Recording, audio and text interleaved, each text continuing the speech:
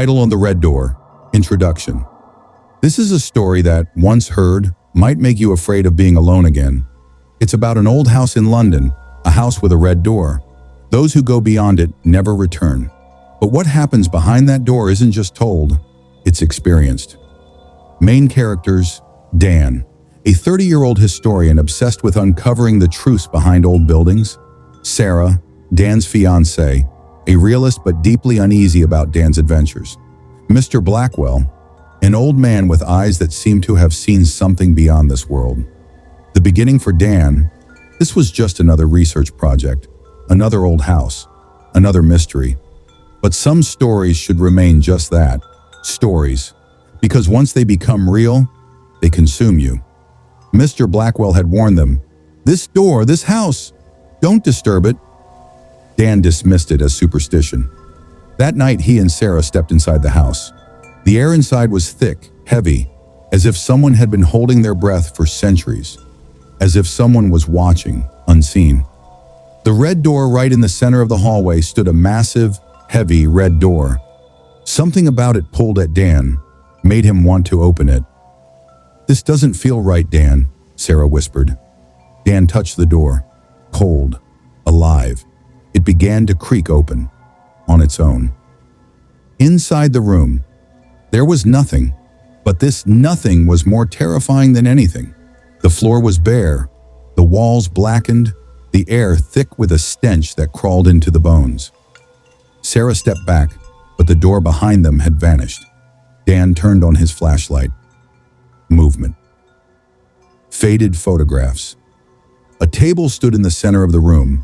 On it were old, dusty photographs of people who had come here and never left.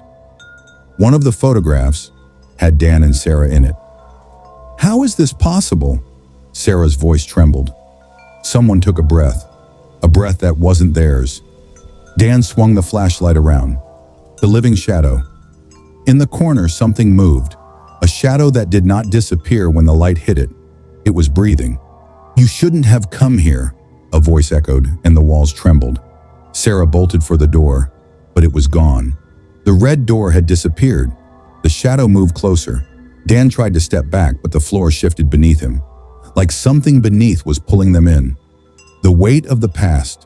Sarah's feet began to sink into the floor. She looked at Dan, but his face was changing. His eyes were hollowing out, as if he was no longer there. "Dan," she whispered, but he didn't respond. The walls pulsed with crawling shadows. A forgotten rocking chair swayed in the corner, though no one was sitting in it. A door appeared out of nowhere. Someone stood behind it. "We have to leave." Sarah grabbed Dan's hand, but it was ice cold. Whispers in the dark. The air filled with whispers. "They're all here. They're all watching. You will watch too." Sarah turned to the door. Something was there. No, someone was there. A woman in old-fashioned clothes. Her face was blurry, but her eyes were alive. She stared at them. Sarah tried to scream, but no sound came out. A new reality. Sarah's vision blurred. She tried to move back, but something held her still. She felt weightless, as if she was being lifted into the air. Dan was completely still now. His eyes had turned white. "Dan," she called one last time, but he was no longer Dan. The shadow, whatever it was, moved closer. Sarah's silent scream echoed inside the house, absorbed by the walls. The ending that wasn't an ending. The next morning, Mr. Blackwell called the police. They arrived and entered the house. Inside, everything was normal. No red door, no table, no photographs. But there was a new frame on the wall, a picture of Dan and Sarah smiling. Yet their eyes held something that only those who had crossed the red door could understand. The final truth: years later, another couple moved in. They too saw the door. They too stepped inside. And then, another new picture appeared on the wall.